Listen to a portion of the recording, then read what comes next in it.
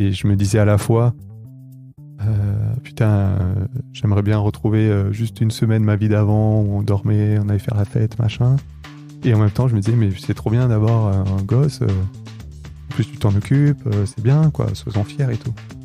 Et j'avais ces deux parties de moi qui sont trop choquées. Et quand c'était une partie qui prenait le dessus, ça allait pas, quoi. Puis il y a des moments où ça allait mieux. Voilà. Je crois que c'est ce qu'on appelle un deuil. Ouais. Vraiment, ouais. C'est là, tu vois, c'est faire le deuil de ton ancienne vie. Exécuté par qui? Fabrice Florent.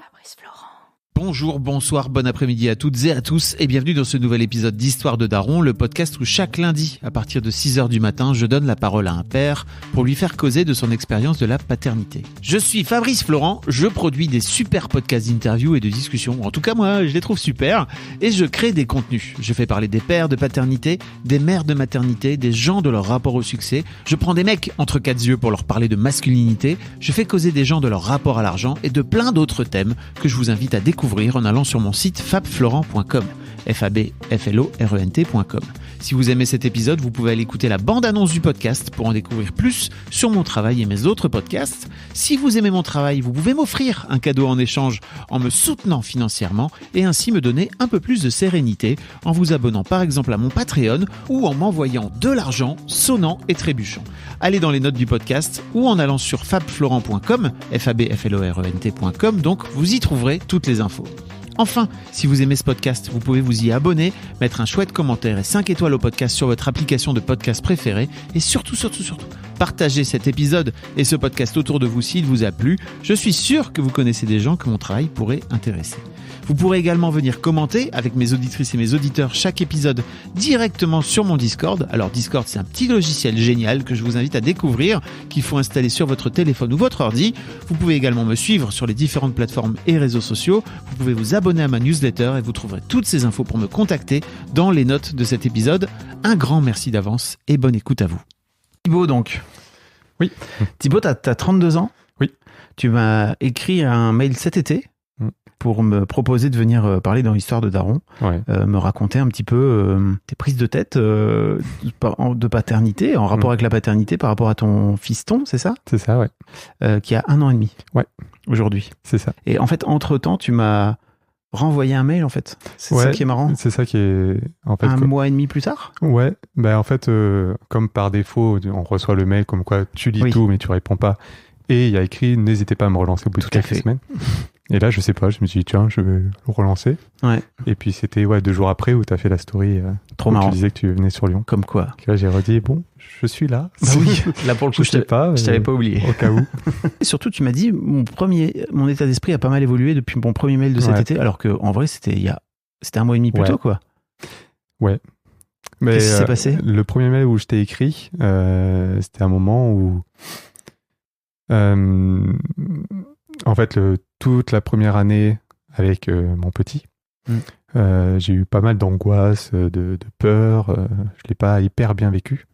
Et ça allait mieux. Et là, quand je t'ai écrit le mail début août, c'est quand on commençait les vacances. Et je sais pas, c'était un moment pareil. Donc Timothée, il s'appelle Timothée, mon petit. Et il était un peu relou. 1 an et demi, quoi. C'était une période, je sais pas. Et j'en avais un peu marre. C'était un moment où j'étais un peu dans le down. Du coup, je t'avais écrit. Ah oui. En disant, ça va, quoi.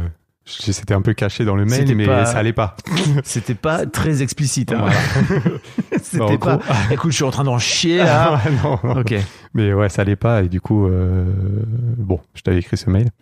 Mais après, quand je t'ai relancé, là, ça va beaucoup mieux en ce moment. Ok. Peut-être par période. Avant que ça aille peut-être un peu moins. Parce que... Avant l'hiver, les maladies, tout ça aussi.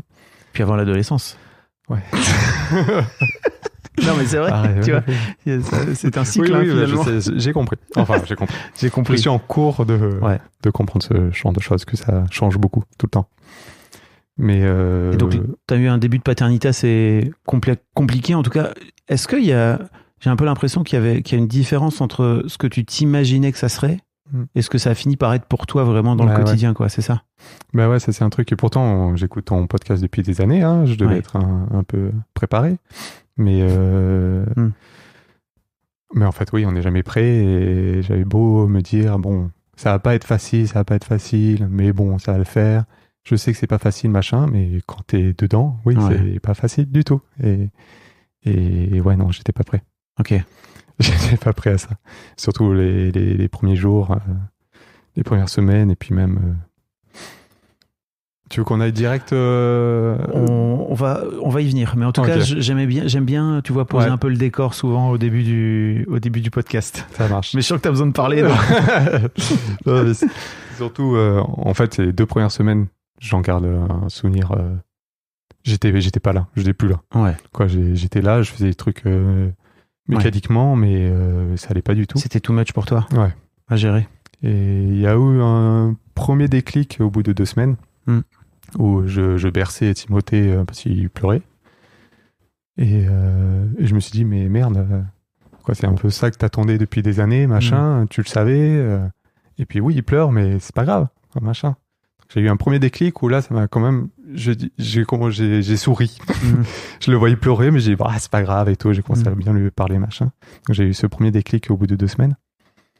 Mais après, du coup, jusqu'à la première année, on va dire, j'ai eu plein de up et de down. Ouais. Il y a eu pas mal de down, mais... Et j'imagine que tu culpabilises. Bah oui.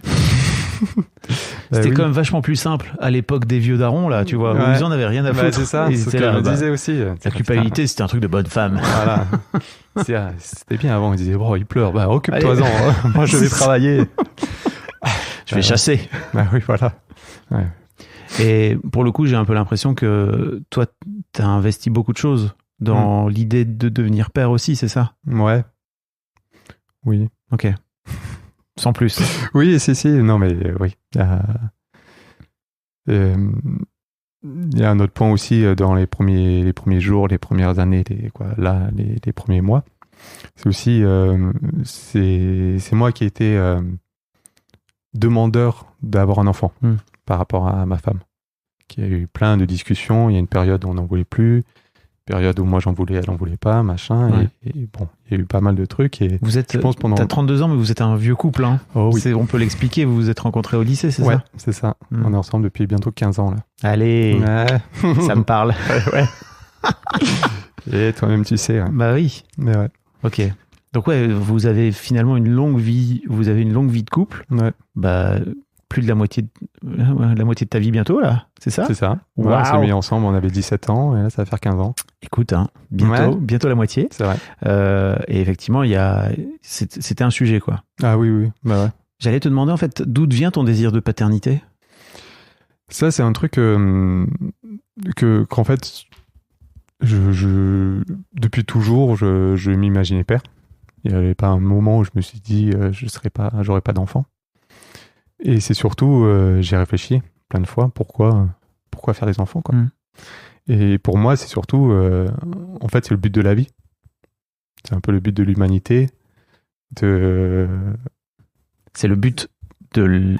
Est-ce que c'est le but de ta vie? Parce que, tu vois, pour moi, il y a un truc un peu, c'est le but de la vie, ça veut un peu rien dire, quoi. Ça te concerne pas vraiment, quoi. Ouais. Pour moi, c'était pour me... Comment dire? Pour aller où je voulais aller, c'était le but ultime, c'est avoir un enfant, quoi. Ok. Quoi, après, c'est bien gentil de faire plein de trucs de ton côté, de faire machin et tout, mais bon, après, à 60 ans, et puis c'était ça aussi. C'était après me dire, ouais, c'est gentil, là, de dire, on fait pas d'enfant, on profite. Mais je pense qu'à 50, 60 ans, au moins, il y a un manque, quoi. Non. Ou pas. J'en sais rien. Je sais pas. Ou alors juste, tu décides de te casser et de partir aux Caraïbes et en fait, c'est une autre vie, quoi. Tu vois, c'est une autre forme de liberté, c'est autre chose, quoi. Mais en tout cas, c'est pas ce que tu projetais, toi. Voilà. Moi, je m'imaginais pas à 50 ans sans enfant, quoi. Je pense qu'à un moment, même c'est sûrement égoïste de ma part, hein. C'est complètement égoïste même. Bon, alors faire un enfant, faire un enfant pour de pas être seul, en quelque sorte, quoi. Parce que c'est ça que tu projetais, en fait, c'est le fait de pas être seul à 50 ans, 60 ans. Bah, c'est pas... Voilà, ma question te fait chier, je me sens. Non, il y a beaucoup de choses. Après, moi, j'ai toujours eu... J'aime bien partager. Transmettre. Ok. C'est ça le mot que je cherchais. J'ai besoin de transmettre des choses. Et Et pareil, en fait, souvent, je suis un grand fan de musique, un grand fan de cinéma, et j'ai toujours rêvé de partager après avec mon enfant mes passions, même si après il s'en fiche, il fera ses passions, machin, mais...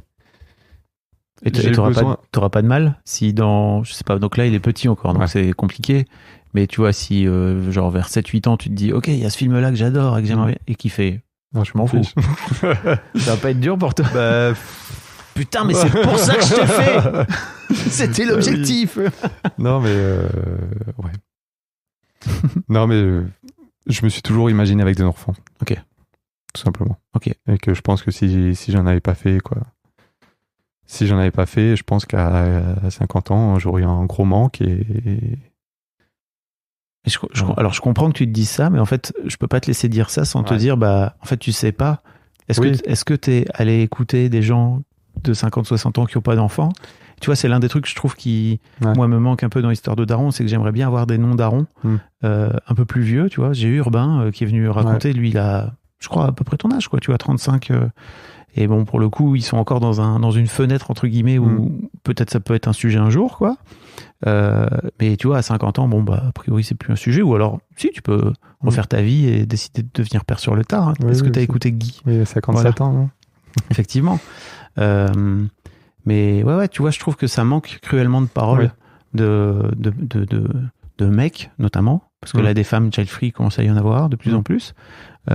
Mais de mecs qui n'ont pas fait d'enfants et d'entendre un petit peu leur vie, quoi, tu vois. Ouais. Est-ce que tu avais écouté Samuel dans Histoire de mec, pour le coup, je peux te dire. qui a 69 ans et qui vit une vie de libertin. T'as pas écouté cet épisode? Je t'invite à aller l'écouter. Pour le coup, lui, il a pas d'enfant. Et je sais pas si c'est vraiment un truc que tu projetteras dessus ou tu te diras ok, c'est... Ouais. Mais en tout cas, c'est une vie et c'est une parole qui est rare, quoi. Je le mettrai dans les notes pour les gens qui écoutent et qui veulent aller écouter Samuel. Alors, je préviens, il se dit libertin. Bon, ça, à la limite, pourquoi pas. Viriliste, mais pas macho. Donc, après, c'est un mec de 70 balais, quoi, tu vois.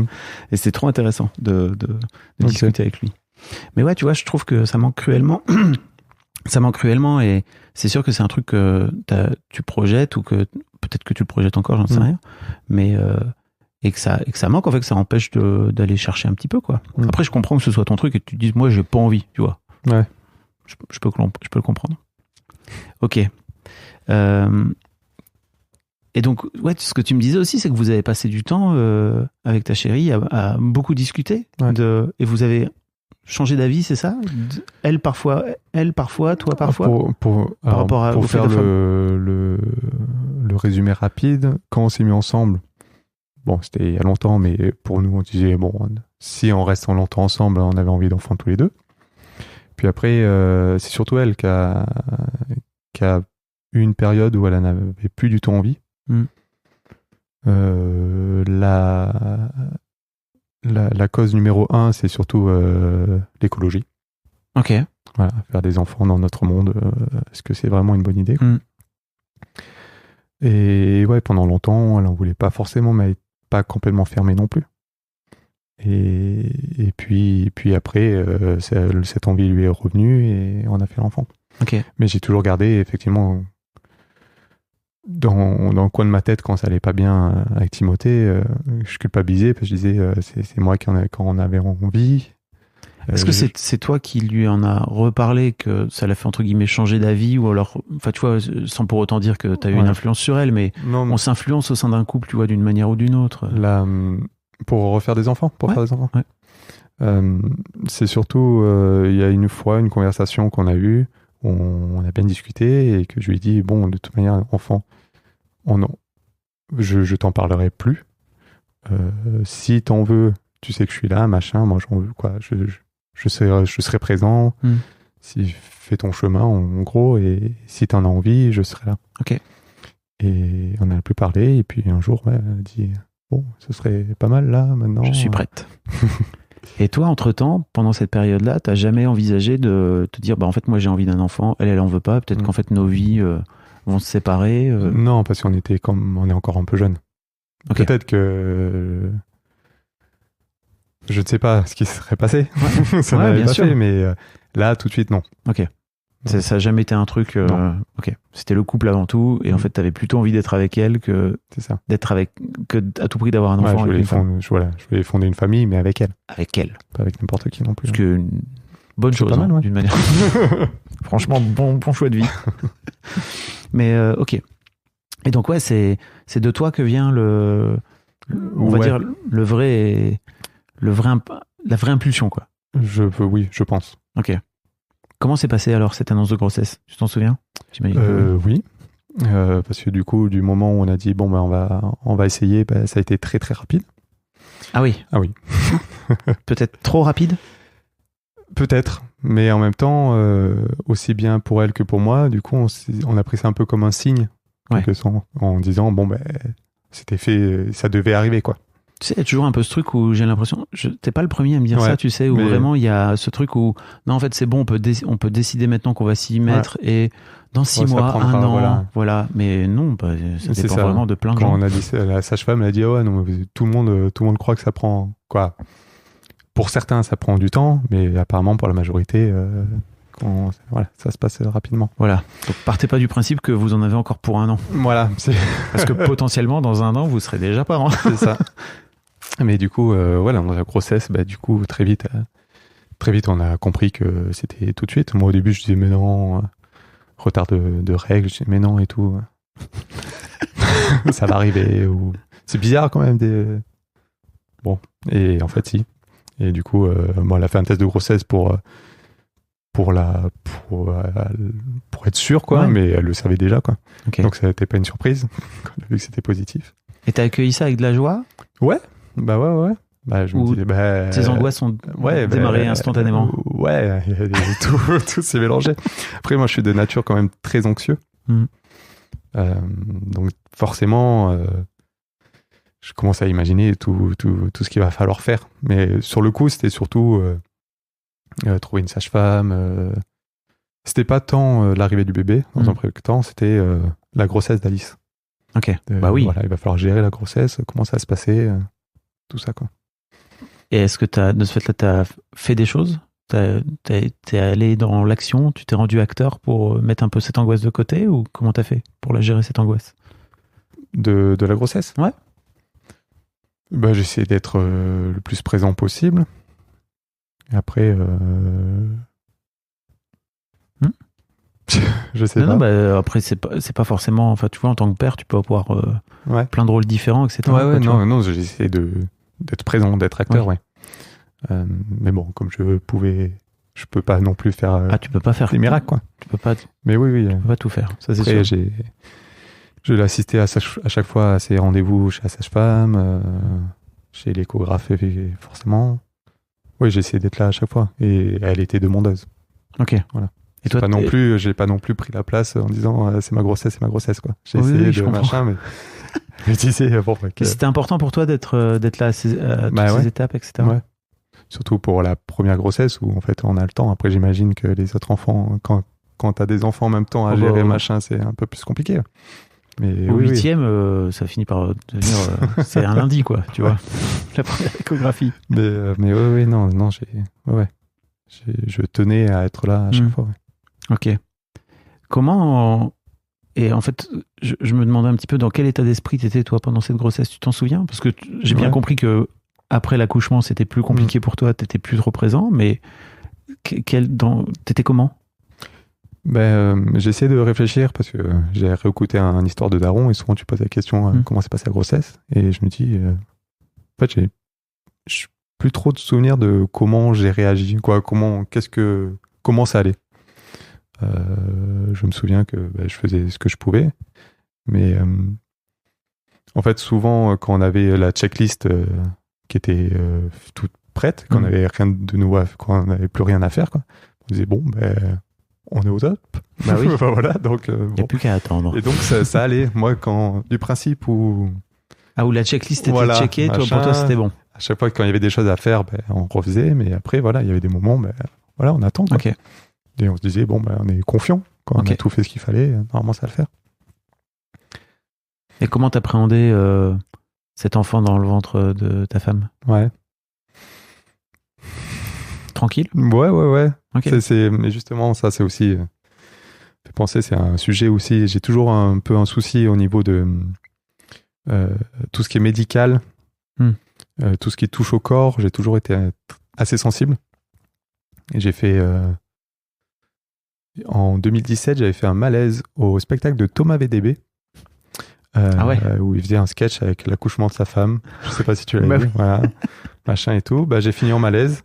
Dans une petite salle à Paris. Thomas, si tu nous écoutes. Ouais, Et puis il y a Audrey aussi qui était là. Ouais. Non, Audrey, elle n'était pas là pour le coup. Non, je suis bête. Mais du coup, j'avais fait un malaise. Quand j'ai rouvert les yeux, toutes les lumières étaient allumées. J'avais une dame qui me mettait de l'eau dessus. T'avais fait un malaise parce qu'il était en train de raconter l'accouchement. Ouais. Bon, après, l'accouchement de Thomas VDB, il est particulier.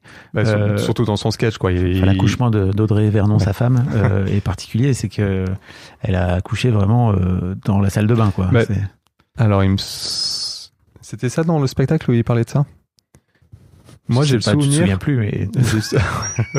Moi, j'ai le souvenir surtout qu'il faisait des blagues en mode je m'accroche au cordon ombilical, je fais des lianes avec, machin et tout. Et je fais, oh putain.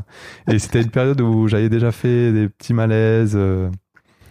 Bon, et je pense que j'avais faim, j'avais machin. C'était dans une petite salle, j'avais chaud et tout. Donc, machin. Et ouais, non, c'était marrant. Après, je suis passé devant Thomas VDB. Il m'a dit ça va et tout. Je dis ouais. Il m'a dit ça a pas l'air d'aller quand même.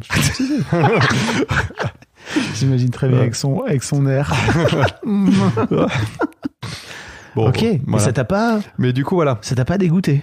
Du coup, voilà, c'était un de mes grosses angoisses aussi. C'était de paniquer, de voir d'imaginer un enfant dans un ventre et tout. Mais finalement, non. Ça a été cool. Parce que moi, je me souviens d'un vieux film qui s'appelle 9 mois avec Patrick Braoudet, qui est vraiment un vieux film que j'avais vu à l'adolescence. Et la scène d'accouchement est horrible. Il y a Pascal Légitimus qui gueule. Tout le monde gueule. Ils sont tous en train de gueuler. Je m'étais dit, mais jamais je veux vivre ça, en fait. Et ça m'avait vraiment dit, non, l'accouchement, c'est un non, quoi. Tu vois, vraiment, je veux pas. Bon, après, ça m'est passé, quoi, tu vois, mais j'étais gamin. Et toi, tu t'es juste dit, ok, warning. Voilà, j'avais peur. Et Alice aussi. Quand il y avait des trucs bizarres, elle disait mais t'es pas obligé de faire quoi que ce soit. Je dis non. Elle était là, Alice, avec toi ce soir-là ou... Oui. Oui. Un indice sur votre écran. Elle a appelé c'est un truc qu'elle m'a fait. Elle m'a balancé de l'eau et elle m'a foutu des gifles. Mais heureusement après il y a une infirmière qui m'a mis les pieds en l'air, machin et tout. Très important. Je vais remettre les pieds en l'air. Depuis on est au courant. Mais du coup, pareil, pendant toute la grossesse aussi, on était dans l'esprit que j'allais pas assister à l'accouchement. Ok. J'allais la soutenir jusqu'au bout, être présent jusqu'au bout, mais quand j'allais vraiment avoir l'accouchement, je m'étais dit, bon, je verrai, mais si je commence à me sentir mal, je sors, quoi. Il faut toujours. Voilà, c'est important. Je crois, c'est sûrement dans un de tes podcasts où tu disais, déjà, les sages-femmes et tout le monde gèrent la mère et l'enfant. Si en plus il faut gérer le père. Ouais. Moi j'ai eu trop d'émotions quand ma fille est née, pas pendant l'accouchement, mais quand elle est née vraiment. C'était trop compliqué pour moi. Et en fait, la meuf m'a vraiment dit, monsieur, vous êtes palo. J'ai fait, ah oui? Elle a fait, asseyez-vous là tout de suite. J'ai fait, oui, très bien. Je me suis assis. En fait, je me suis cassé parce que j'étais là, trop d'émotions. Pourquoi faire ça? N'importe quoi. Bref, voilà. J'ai raté la naissance de ma fille. Ouah, 1 minute, mais voilà. Ok. Ouais, donc finalement, tu y as assisté à l'accouchement? Ouais, parce que ça s'est fait très rapidement. Et... Ça, c'est mon gars Thibaut, ça. Le gars sûr. Ouais, l'accouchement, c'était encore un joli délire. Ouais. Qu'est-ce qui s'est passé alors? Alors, pour résumer, l'accouchement, on a été pris en charge à 19h30. Le bébé était là à 21h30. Ah oui? Ouais. Pas perdu de temps, Timothée. Il n'y avait pas que ça à foutre. C'est ça. En fait, la sage-femme nous avait tellement préparé en mode si vous avez des contractions, restez chez vous au début, parce que si c'est pour rester 24 heures à l'hôpital, au moins chez vous, vous êtes tranquille, machin et tout. Donc, Alice, c'est une warrior, elle a joué le jeu, quoi.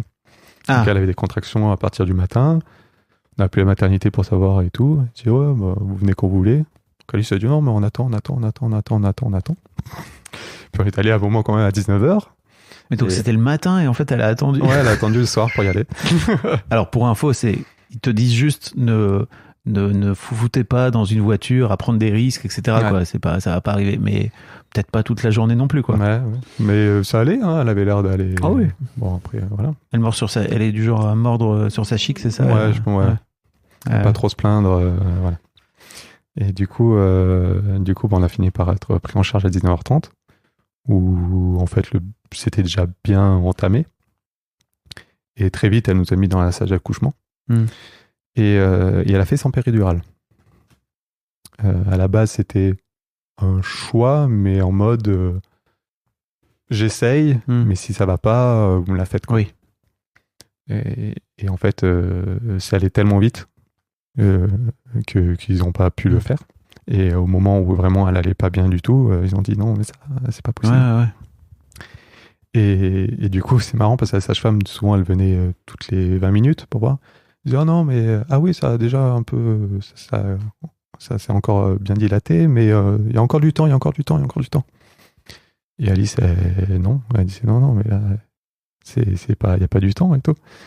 Et à un moment, je l'ai rappelé et elle est revenue, la sage-femme, en mode, mais non, c'est pas tout de suite. Machin. Elle a dit, oh putain, il est là. Waouh. Et Alice s'est dit, bah oui, il est là. Mais du coup, elle a bien souffert. Et toi, comment t'as vécu le fait de... Mal. Alors, c'était horrible. Parce que vraiment, j'ai cru qu'elle allait mourir, quoi. À un moment, j'ai cru qu'elle allait s'évanouir. Il y a eu un moment où vraiment, elle fermait les yeux, elle était plus là, elle parlait plus. Moi, mon seul rôle, c'était de mettre de la musique. Donc, on avait fait une playlist. Elle tournait. C'est vraiment à ce moment, moment-là j'ai dit, aussi. mais tu veux que je change de musique? J'ai dit, ok, bon. Est-ce que je peux me rendre utile à un truc? Je prenais la main et disais, non, mais touche pas, machin. Vraiment, elle était c'était horrible, quoi. Et toi, tu vivais comment? Pas bien, mais j'attendais. J'étais là avec la petite enceinte. L'enceinte Bose, quoi. J'étais bon. Et quand la sage-femme est venue, et j'appelais la sage-femme. Quand vraiment elle allait pas bien, j'appelais la sage-femme, quoi, à chaque fois. Je faisais chier à la sage-femme, mais bon. Et puis après, quand il est arrivé, il est arrivé, quoi. J'ai pas eu le temps de. Quand la sage-femme m'a dit, asseyez-vous là, machin, j'ai dit oui. Et puis il est arrivé, et voilà. Waouh, j'ai vraiment l'impression que t'as subi tout ça, en fait. T'as pris une vague en pleine gueule. Complètement. J'étais pas prêt. Non. Ouais, je m'attendais pas que ça soit aussi rapide. Et avoir autant d'émotions, c'est ça? Ouais, je sais même pas. Ouais. En fait, c'est juste voir ma femme en train de limite mourir, quoi. Je m'attendais pas à ça. Pourtant, t'as écouté Histoire de Daron. Ouais. Et t'as écouté plein d'épisodes. En fait, moi, j'étais tellement en mode si ça va pas, elle fera une péridurale, voilà. Mais non. Ah oui. Je m'attendais pas à que ça soit si rapide, quoi. Voilà. C'est encore dur aujourd'hui, là? Ça fait 1 an et demi. Ouais, je sais que pendant longtemps. Alors. Je t'entends respirer un peu fort dans le micro. Je sais que. Alors, moi, je suis jamais allé voir un psy et j'aimerais bien faire une petite thérapie quand même. Oui. Mais moi, je suis un mec. La flemme. Non, mais ok, alors. Non, mais... tu peux pas dire ça. Ici. Non, mais c'est pas ça, pas ici. C'est juste, tu peux dire ça si tu veux, mais en fait, c'est trop marrant t'es tellement conscient du fait que tu le fasses pas, c'est juste ta peur. Qu'est-ce qui t'empêche la flemme? Oui, Qu'est-ce qui fait que t'as la flemme? Je sais pas. En fait, on sait pas aussi si on va rester longtemps à Lyon. Je me dis si je déjà trouvé quelqu'un qui me va bien. Si en plus après il faut que je déménage au bout d'un an. Plein de belles histoires que tu te racontes. Non mais je suis d'accord. Bref, mais à ce moment. Tu sais qu'aujourd'hui, et en plus tu me racontais que tu étais en télétravail à 100%, il existe un truc incroyable qui s'appelle les visios et les téléphones. Et en fait, tu peux faire des séances de psy par téléphone. Quoi. Non, mais donc si même tu trouves une psy géniale sur Lyon ou un psy génial, en fait tu peux le garder si demain tu t'en vas. Mais non, mais au fond de moi, j'ai pas envie, quoi. Je suis pas prêt, je sais pas. Mais du coup, pendant l'accouchement... Et en même temps, tu viens ici parler. Oui. Parce que t'as envie. Ouais. T'as besoin même, je crois. Ouais. T'as besoin un peu de vider ton sac. Bah, je pense, ouais. T'es pas psy? Alors non. En revanche, ça peut être un réceptacle, ce podcast, à venir vider son sac. Et franchement, je suis assez à l'aise avec l'idée que tu viennes pour vider ton sac, tu vois. Mais c'est juste, je peux t'écouter pendant 1 heure, tu vois. Mais en fait, je vais peut-être t'apporter des petites pistes parce que je vais te poser des questions de mariole, quoi, tu vois, mais je sais, c'est pas mon rôle, quoi. Ouais, non, mais je sais. Mais peut-être inconsciemment, c'est une première étape. Je crois. Voilà. Tu serais pas le premier, ni le dernier. Ok. Mais pour revenir à l'accouchement, du coup, à ce moment-là, j'ai dit à Alice, faudra vraiment que j'aille voir un psy, parce que là, il faut que j'en parle quand même de ce moment. Et ça fait 1 an et demi. Ouais, ça fait 1 an et demi. Là, pour le coup, j'ai une petite excuse, c'est qu'elle n'avait pas une tonne de temps ces dernières années. Mais maintenant, j'en ai plus, effectivement. Alors, c'est vraiment 1 heure par semaine maxi, hein, tu vois. Mais bon, tu te racontes l'histoire que tu veux, pas de problème. Franchement, tu peux aller voir ta psy 1 heure par jour si tu veux, mais c'est pas l'objectif. C'est 1 heure par semaine déjà max. Ouais. Bon, t'as de quoi trouver 1 heure par semaine, non? Même t'avais de quoi trouver 1 heure par semaine pendant la première année. Oui. C'est possible. Et à quel point ça t'aurait fait du bien? Je sais pas. Ok. C'est des bonnes questions, n'empêche, à se poser. Hein. Ouais. Parce que tu vois, j'ai l'impression que t'as subi beaucoup de choses là. Oui. Et que t'en as pris un peu plein la gueule. Et que, tu vois, tu racontais, enfin on va en parler, mais tu racontais tout à l'heure ton épisode avec ton fiston où il était en train de pleurer et qu'en fait tu as eu un switch, tu vois. Ouais. Bah ouais, ça peut aussi t'aider à embrasser ce rôle de père, quoi. Ouais. Bah ouais. Ok. Quoi? Non. Pourquoi tu ris? Pour rien. Bah, non, mais dis-moi. Non, parce que ça, en fait, c'était un rire un peu involontaire. Un rire nerveux, un peu. Mais ouais, voilà. Ok. Et dans ma tête, je me dis, ça, il va passer à un autre sujet, mais non. Oui, j'irai voir un psy, oui. Mais non, bah, après, je suis pas ton père, quoi, tu vois, donc t'y vas si tu veux, quoi. Mais si, Mais je sens que t'en as gros, quoi. Mais pas non plus donner tous mes traumas à mon fils aussi, surtout pour ça. Voilà. Good job. Ah oui. Très bien. Donc, ouais, comment tu vis la rencontre avec ton fiston?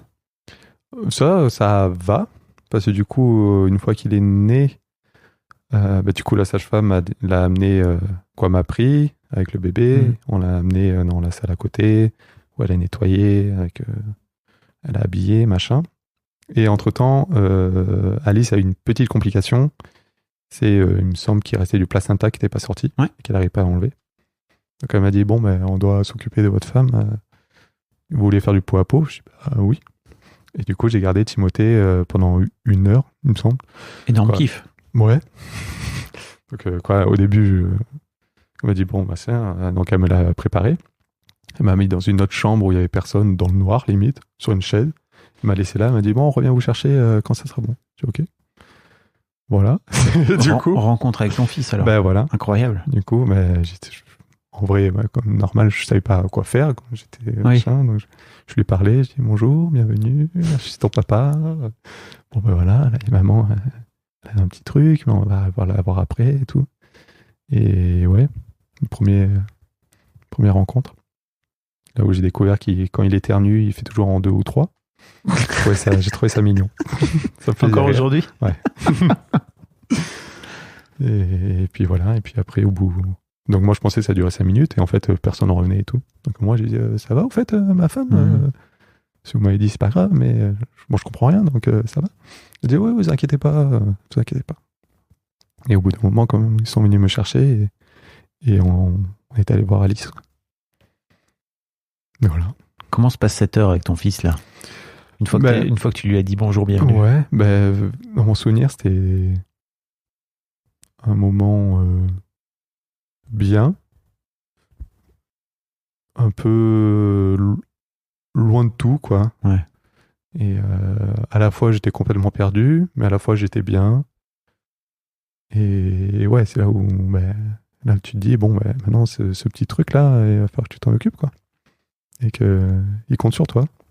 Ah, t'es très vite passé de salut, bienvenue à la responsabilité. Normal. C'est du coup, tu te dis, mais qu'est-ce que... C'est tout petit, comment on va s'en occuper? Après, j'étais pas angoissé tant qu'on était à la maternité, parce que je me disais, de toute façon, il y a des gens autour pour s'en occuper, et puis ils vont me montrer comment ça se passe. Je suis très scolaire. Voilà. T'es bon élève. Je vais bien écouter ce qu'ils vont dire, je vais refaire bien comme ils ont dit, et puis ça se passerait bien, quoi. Donc à ce moment-là, j'étais comme ça. Ok. Voilà. Et à partir de quand ça a commencé à devenir plus dur pour toi? Je pense que c'est au bout d'une semaine, quoi. Quand on est rentré à la maison, encore ça allait à peu près. Et c'est peut-être quand...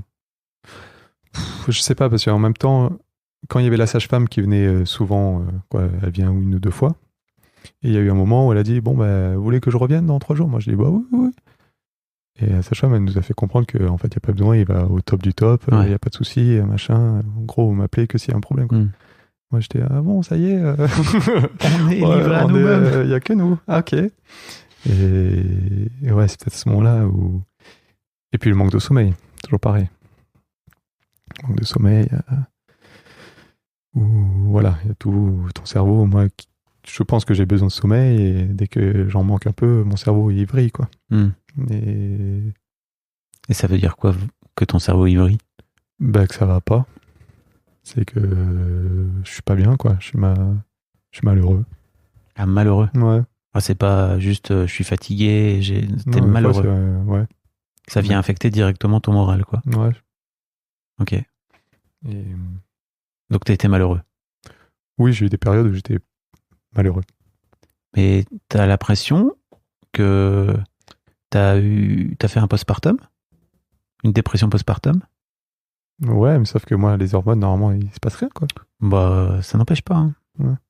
Parce que, en fait, bien sûr que les hormones jouent un rôle dans les dépressions postpartum des femmes, mais en fait, le postpartum, c'est aussi un deuil, tu vois. C'est la fin de la grossesse, c'est le début d'une nouvelle vie, et en fait, comme tous les deuils, c'est parfois plus ou moins compliqué à vivre. Et j'avais un contact d'un mec qui était prêt à venir parler de sa dépression postpartum et il me répond plus. Ah merde. mais pour le coup, lui, ça a été, tu vois, diagnostiqué, etc. quoi, tu vois. Donc, mais de ce que tu me racontes, tu vois, de ces difficultés-là, c'est un truc qui existe chez les hommes, hein, et qu'on néglige un peu d'ailleurs. Ouais. Parce que les hommes, ils font quoi? Ils encaissent. Bon, les femmes aussi, elles encaissent, hein, mais on est en train de parler de plus en plus de dépression postpartum chez les femmes et c'est super, quoi. Mais je sais pas, je pense qu'au fond je me suis mis trop de pression, je voulais tout gérer moi, je voulais Qu'est-ce que tu voulais? C'était quoi les trucs que tu voulais gérer, par exemple? Tout, faire le biberon, changer les couches, s'occuper. Dès qu'il y avait quelque chose, je disais non mais Alice, repose-toi, moi je m'en occupe. Je pense que t'étais un super daron. Ouais, mais du coup peut-être trop. Je pense qu'il faut trouver un juste équilibre. Et t'en parlais pas, Alice, de cette difficulté que tu rencontrais à ce moment-là? Des fois, si. Quand ça allait pas, quand même, je lui disais. Okay. Mais Et t'avais pas de problème à lui dire, pour le coup, à le partager? Non. Elle le recevait comment? En disant, mais arrête de trop en faire, quoi. Repose-toi, je m'en occupe. Mais je sais pas. Que à un moment ça allait pas fort. J'allais dire quelque chose d'intéressant. Puis c'est parti. Je crois que t'allais dire un truc en rapport avec les émotions. Ouais, que tu vivais. Bien, Et ton mental, il a fait allez, ça dégage. Parlons d'autre chose. Non mais oui, c'est que ça allait pas, mais en même temps je me forçais à dire que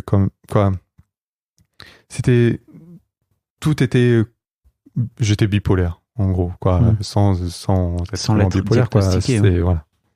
T'avais des phases up et des phases. Voilà, et je me disais à la fois,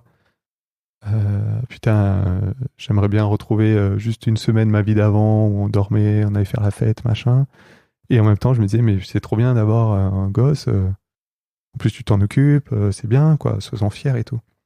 Et j'avais ces deux parties de moi qui s'entrechoquaient. Et quand c'était une partie qui prenait le dessus, ça allait pas, quoi. Puis il y a des moments où ça allait mieux. Et voilà. Je crois que c'est ce qu'on appelle un deuil. Ouais. Vraiment. C'est là, tu vois, c'est faire le deuil de ton ancienne vie et de te dire que la nouvelle, elle sera différente. C'est ça. Ok. Et après, il y a eu aussi, quoi. Donc ça, c'était vraiment les premiers mois. Mais ça a continué, c'était l'hiver dernier. Il y a pile 1 an, là, où ça allait pas fort, où là, j'ai découvert les maladies. quand Timothée a commencé à être malade tout le temps. Où là, ça allait pas fort. Chaque fois, je me stressais s'il mangeait pas assez, s'il dormait pas bien, quand il était enrhumé. Voilà, après, il y a eu un moment où dès qu'il y avait un truc qui allait pas, je me mettais en PLS limite. Oh là là, ça y est, il a le nez bouché, ça y est, ça va pas, quoi, machin. Mais ça va pas, ça veut dire quoi, ça va pas? C'est quoi qu'est-ce qu'il y a derrière, ça va pas? Pour moi? Ouais. Quoi? Pourquoi moi ça allait pas? Ouais, non. Non, pour lui. Pour lui. Qu'est-ce que tu projettes sur le fait qu'il ait le nez bouché et que ça va pas? Bah, je me disais, il va mal dormir. Du coup, indirectement, on va mal dormir. Ouais. Ou alors aussi, du coup, il mange moins. Quand il est enrhumé, machin, il a plus de mal à manger. Du coup, il va pas grandir comme il faut. Bon, voilà. L'hiver dernier, j'ai eu beaucoup de trucs comme ça aussi. T'avais peur pour son développement? Ouais. Pour sa vie? Parce que pas forcément sa vie, je me dis quand même, ça devrait aller, mais qui souffre en quelque sorte d'être malade, tout ça, quoi. Et ça, voilà. C'est dur, ça. C'est le début, bah ouais. D'accepter de voir son enfant souffrir. Ouais. Je me dis, le jour où il va se casser un bras, machin, je pense que je serai en PLS, je dirai Alice, vas-y. Je peux pas. T'es sûr? Je sais pas. Je dis ça, mais comme je dis, l'accouchement, machin. D'ici là, t'auras fait une thérapie incroyable et que t'auras accepté le fait que ton enfant vive des émotions dites négatives et que... Ok. Tu disais que vraiment t'étais pas là pendant plusieurs semaines. C'était à cause de ça? Pas là, j'ai le souvenir en tout cas. T'étais un peu en mode robot, quoi. Ouais, voilà. Mais Survie. Je pense que ça vraiment c'était le manque de sommeil surtout, quoi. Okay. Je pense qu'on est tous comme ça. Ouais. Même Alice, je pense, elle était aussi en mode robot. Ok. Et t'as plus de souvenirs? Ou très peu? Si, j'ai quand même des petits souvenirs, mais si tu me demandes des moments précis, non, là, je pourrais pas trop te dire, quoi. Ok. Non, bah oui, à part le déclic, ça je m'en souviens très bien, dans sa chambre. Mais après, ouais. Après, surtout avec les photos. C'est quand je regarde les photos, je dis, ah ouais, il y avait ça, machin. C'est vrai que comme ça. Voilà. Bah ouais, hein. C'est dur, hein. C'est une période pas simple. Bah non. J'ai un peu l'impression que je le disais un peu tout à l'heure, mais que t'as projeté beaucoup de choses sur la vie de daron. Ouais. T'as écouté beaucoup Histoire de daron. Enfin, tu vois, j'ai l'impression que il y a plein de choses que tu te disais, en fait, c'est ça que je veux. C'est ça. Et c'est ça que je veux faire. Et tu vois, tu dis, moi, je veux on regarde des films ensemble, etc. Et bien sûr, c'est normal, tu vois, de se projeter. Mais je crois qu'il y a un peu aussi cette désillusion de, oh putain, finalement, c'est pas du tout comme je l'imaginais, quoi. Bah ouais, c'est ça. C'est ça. Je pense que, et comme je te disais dans le mail, je disais, il y a l'histoire de daron avec Ben Mazué, où il disait, on n'est jamais prêt.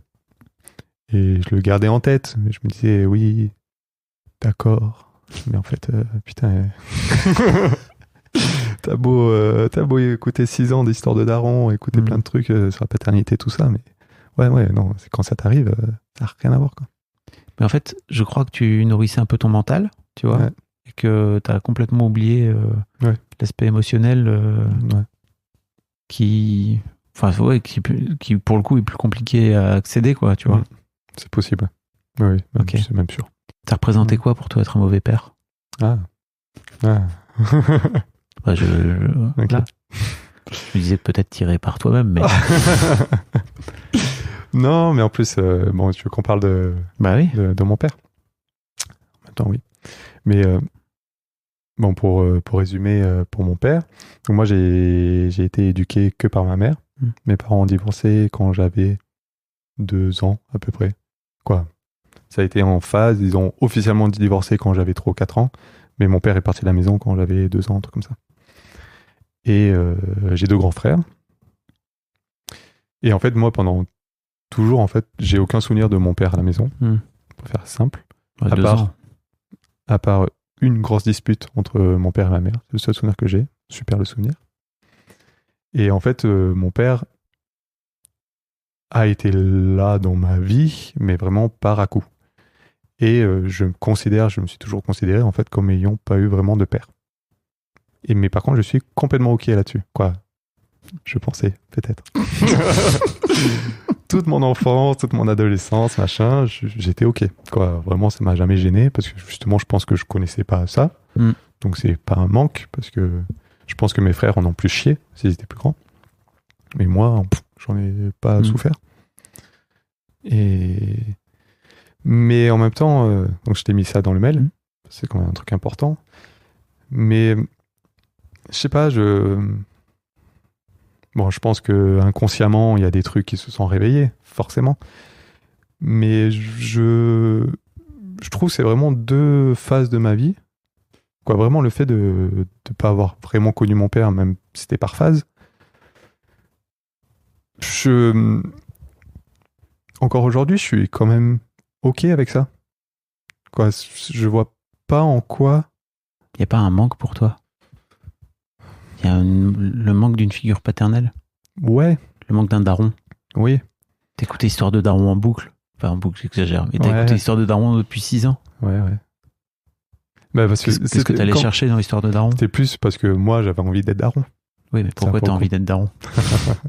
Ouais, mais je vois où tu veux en venir. Ouais. Mais je sais pas, c'est des pistes. Hein. Ouais. Je sais pas. Je sais pas si c'est un rapport vraiment avec le fait de pas avoir vraiment. Tu considères que ton père était défaillant? Alors, je suis pas allé voir un psy, mais je suis allé voir un micro-kiné pour commencer. Ok. Donc, je sais pas si tu connais. Pas du tout.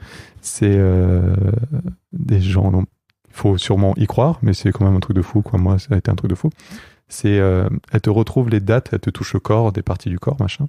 Et elle te retrouve des dates où il y a des traumas que ton corps n'a pas assimilé, ou en tout cas avec lequel il n'a pas fait la paix. Resté, quoi. Ouais. Et elle est censée te soulager un peu ça, attends les machins. Et ce qui est fou, c'est que du coup, elle te donne des dates. Elle te dit, qu'est-ce qui s'est passé en juillet 98, machin. Je dis, la France qui gagne la Coupe du Monde. Ouais, voilà, c'est ça. Sur 98, ouais, c'était j'étais content, hein, mais je pense pas que c'était ça. Et voilà, en fait, elle te trouve plein de dates comme ça, machin. Et le but, c'est du coup, j'ai pu surtout ouvrir une conversation avec ma mère. C'est un truc, pas un sujet, si c'est un sujet tabou. Et du coup, j'ai dit, bon, maman, c'est peut-être bien qu'on parle de... Je suis allé voir machin, j'ai des dates. C'est vrai qu'on n'a jamais vraiment parlé de mon père, pourquoi il est parti, qu'est-ce qui s'est passé, machin. Elle m'a dit, moi, j'attendais qu'une chose, c'est que tu m'en parles, quoi. Vous voulez jamais en parler. Elle m'a dit, vous voulez jamais en parler avec vos frères, machin. Je dis, bon, je veux pas. J'ai dit, bon, il n'y a pas eu l'occasion.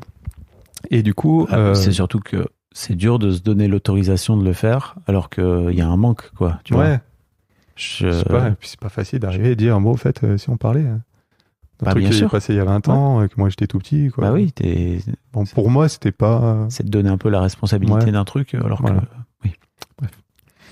Et du coup, j'ai eu enfin l'histoire officielle, quoi, de tout. Et en fait, bon, ça je le savais, mais donc j'ai 2 grands frères qui sont plus grands que moi, qui ont 11 et 7 ans de plus que moi. Et en fait, entre mon frère qui est plus proche de moi et moi, ma mère a fait 2 grossesses. Une petite fille qui est née, mais qui est décédée au bout de 2 semaines, un truc comme ça, parce qu'il y avait un souci de base. Et après, elle a fait une autre grossesse qui avait des grandes chances d'être trisomique, il me semble. Du coup, elle a préféré avorter. Et seulement après, je suis arrivé. Et en fait, mon père s'est jamais remis du décès de la petite fille. Et apparemment, il a vrillé. Et il est parti dans l'alcool. Il est devenu alcoolique. Et des fois, il partait de la maison et pendant un mois, il n'était plus là. Et apparemment, il se retrouvait au parking de la maternité où il y a la petite fille qui était née, machin, et qui restait là du tout. Voilà. Est-ce que le papa, il est allé voir une psy par hasard ou un psy je ne sais pas. Bon, du coup, voilà. Dur. Du coup, il y avait plein de choses comme ça. Et bon, du coup, ma mère demandait le divorce, blablabla. La garde des enfants, tout ça. Mon père, bon, j'ai jamais eu sa version vraiment des faits. T'es encore en contact avec lui aujourd'hui? Non. La dernière fois que je l'ai vu, c'était il y a 10 ans, un peu plus même. Donc il a jamais vu ton fils? Non. Et mon frère a un enfant et il a jamais vu non plus. Et moi, je sais même pas s'il est au courant que j'ai un enfant. Mais bref. Beaucoup de choses. Oui. Et mais c'est la vie de plein de gens, tu sais. Oui. Mais parce que devine quoi, des darons alcooliques qui se barrent en couille parce qu'ils n'arrivent pas à gérer leurs émotions. Ouais, pas nouveau. Enfin, en tout cas, qui tombent dans l'alcool parce qu'ils n'arrivent pas à gérer leurs émotions et donc qui partent en couille, il y en a plein, quoi. Et du coup, quand j'étais petit aussi, à chaque fois, je recevais des cartes. Des fois, il écrit des cartes. Et moi, on me disait toujours, il est à l'hôpital, il y a des problèmes. Et c'est seulement là, récemment, je me dis, ah ouais, non, mais en fait, il était en centre de désintox. J'avais jamais compris, quoi. Mais il s'en est sorti, hein. Machin, il a refait sa vie, il s'est remarié, il est complètement sobre, quoi. Les dernières fois que je le voyais, justement, quand j'étais ado, il buvait toujours des jus d'ananas, des machins et tout. Et pour moi, j'ai jamais compris. Et qu'en fait, oui, il avait... Voilà. Bah oui. Bon, bref, il y a des trucs, c'est que maintenant que je comprends des choses. Mais tout ça pour dire que j'en veux pas à mon père en mode il a dû en chier. Il y a un truc qui a fait beaucoup de mal. J'en veux peut-être un peu parce que même s'il n'a pas coupé les ponts, bon, il n'a pas été, il n'est pas demandeur. Quand ça fait 10 ans qu'on ne s'est plus vu, c'est pas lui non plus qui dit vas-y, on se voit, quoi. Ouais. Même si pendant une période, il faisait des efforts où il venait dans mon bled, machin. Ça te ferait du bien, tu crois, de le recontacter ? C'est la grande question. Ouais. En thérapie. La grande question, oui. Surtout que là, on est dans la même ville maintenant. Ah ouais. Ouais. Ah ouais, donc vous êtes vraiment à côté. Ouais. Et j'ai des nouvelles via son frère. Ah oui, en plus simple par SMS, machin. Juste, je sais pas quoi faire. Je sais pas. J'ai plein de fois où je me dis bon, il faudrait que j'aille le voir, mais c'est vraiment, je sais pas si j'en ai envie. Et c'est une discussion que j'ai souvent avec Alice. Il y a une période, je lui dis bon, il faudrait quand même que j'aille, mais après, en vrai, je sais pas ce que c'est à m'apporter. Ouais, et pour revenir du coup à mon père, du coup pour moi, mon père, en fait, j'ai toujours vu comme un parrain en quelque sorte, pas vraiment comme mon père. Un parrain ? Ouais, parce qu'il y a une période du coup au collège où il venait une fois par mois nous voir avec mon frère. Et même à cette période-là, en fait, quoi, tu vois, comme c'était pas un père pour moi, quoi. Je sais, je crois que je l'appelais papa, mais je suis même pas sûr, j'ai évité, quoi, tu vois. Et je l'ai toujours vu comme une personne, comme une sorte de parrain, quoi, tu vois, que tu vois de temps en temps. Et vraiment, pour moi, je suis OK, quoi. Mon enfance, j'en ai pas souffert. L'adolescence, j'en ai pas souffert. Là, peut-être du fait d'avoir un enfant. Bah, ça vient réveiller des trucs, là. Et puis un fils, en plus. Ouais. Mais c'est pas anodin que t'aies un fils, hein. Ouais. Enfin, en tout cas, dans ta vie, c'est pas... Ouais. Il y a un truc à régler, quoi. Ouais. Je me dis. Mais oui. Non, mais c'est sûr, dans mes angoisses, dans machin, forcément, il y a ça qui doit être en jeu, mais... C'est pour ça qu'il faut que j'aille voir un psy aussi, oui. Je sais. Bah, ne me dis pas je sais comme si j'étais ton père, encore une fois, je m'en fous. Hein. C'est ta vie, tu sais, c'est ta vie, et c'est ta relation à ton fils, et c'est... En fait, mais je crois que tu le touches du doigt, c'est qu'en fait, il n'y a pas vraiment de meilleure façon que de créer une relation saine et authentique avec ton fils, que de passer aussi par le fait de régler, comme tu as dit tout à l'heure, tes traumas pour pas les refiler au fiston, quoi, tu vois. Ouais. Ok. Est-ce qu'il y a un sujet sur lequel je t'ai pas... Non. Ça va mieux aujourd'hui ? Oui. En ce moment, ça va bien. Ça va bien. Comme je te dis, on verra quand il sera malade cet hiver. Ouais. Mais bon. Ça va, là, il pète le feu maintenant. En plus, il est complètement différent. Donc, il a 1 an et demi. Il nous comprend. On le comprend. On sait que... Et toi ? Tu t'as reconnecté avec lui, là ? Ouais, non, mais ça... T'es plus à l'aise dans ta... Ouais, mais ça a toujours été... on est très fusionnel, je pense. Et que... Il y a un truc qui énerve beaucoup Alice, c'est que... Donc, il dit papa, mais il appelle Alice papa aussi. Ouais. Papa. Et un jour, il dit maman. Il dit non, papa. Et ouais, non, mais... Notre relation, là, est très, très, très bien. Ça va au top. Ok. Je touche du bois. Vivement l'adolescence. Bon, en fait, d'ici à l'adolescence, tu auras, gérer des trucs, tu vois. C'est pas comme si ton fiston allait devenir adolescent du jour au lendemain, quoi, tu vois. C'est un truc qui finit par se faire, qui finit par arriver dans le temps où toi-même, t'as pris des enseignements, des claques dans la gueule, etc., qui te permettent de pouvoir gérer tout ça. Mais je te parlais de l'adolescence tout à l'heure parce que, effectivement, c'est que ça, en fait. Tu vois, c'est des hauts et des bas, et en fait, faut aussi apprendre à kiffer les hauts pour et de les savourer vraiment pour en fait se dire ok, les bas c'est que des moments de bas, et en fait il va y avoir un haut après, quoi. Qu'est-ce que tu as envie de lui dire à Timothée si tu écoutes, s'il écoute ce podcast dans 10 ans, il aura 12 ans, imagine. Let's go pour l'adolescence, hein. T'es à l'aise avec le fait qu'il t'entende dire que ça a été compliqué pour toi quand il était petit, etc. Oui. Oui, je pense. Oui. Et je pense que même c'est peut-être bien qu'il le sache, et bien que, que voilà, c'était pas non plus inné, quoi. Oui. C'était pas facile. J'étais pas, c'est la fête, machin, tous les jours. T'es toi-même en train de... En fait, il y a un vieil épisode avec un mec qui s'appelle Jean-Philippe, qui date de 2018, je crois, où il a été élevé par 2 mères.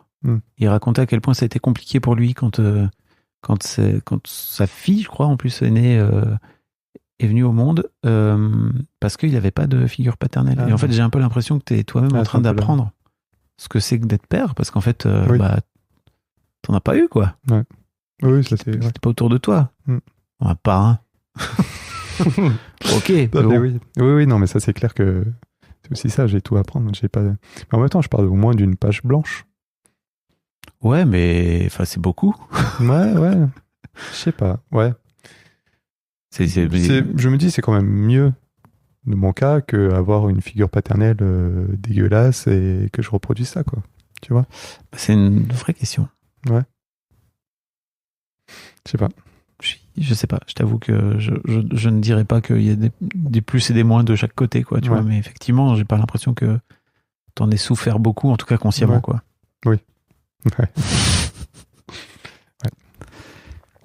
Bon, t'as juste envie de dire à ton fiston, let's go pour l'adolescence. Non. Non, que dire, j'espère que j'aurai réussi à lui faire comprendre, à le mettre en confiance, que surtout au niveau de l'adolescence, que dès qu'il y a un sujet dont il veut me parler, s'il a la moindre question, qu'il vienne me voir, que ça soit inné chez lui, que s'il y a un problème, s'il a une envie de venir me voir, qu'il n'hésite pas, quoi. Que de toute façon, je serai là pour le soutenir à chaque fois. Et voilà, mais en même temps, arriver à lui laisser de la place, pas non plus trop faire. Voilà. La vie de daron, quoi, j'imagine. J'imagine.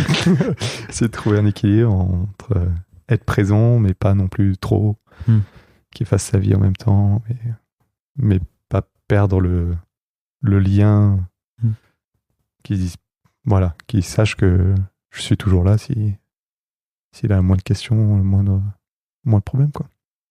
Voilà. Merci Thibaut. Sans elle. Merci à toi. Donc, sans elle. Sans elle, ouais. Je te souhaite le meilleur. Merci. Dans ta vie de papa. Ouais. Un grand merci à vous d'avoir écouté jusqu'au bout. Pensez à rejoindre le serveur Discord pour venir commenter avec le reste de ma commu. Je vous trouverai tous les liens dans les notes de cet épisode. Et si mon travail vous plaît, je vous rappelle que vous pouvez m'offrir en échange un peu de sérénité en vous abonnant à mon Patreon ou en m'envoyant de l'argent en vous munissant de votre CB. Vous trouverez tous les liens dans les notes de cet épisode également. Bonne fin de journée et j'espère à très bientôt pour un nouvel épisode de podcast.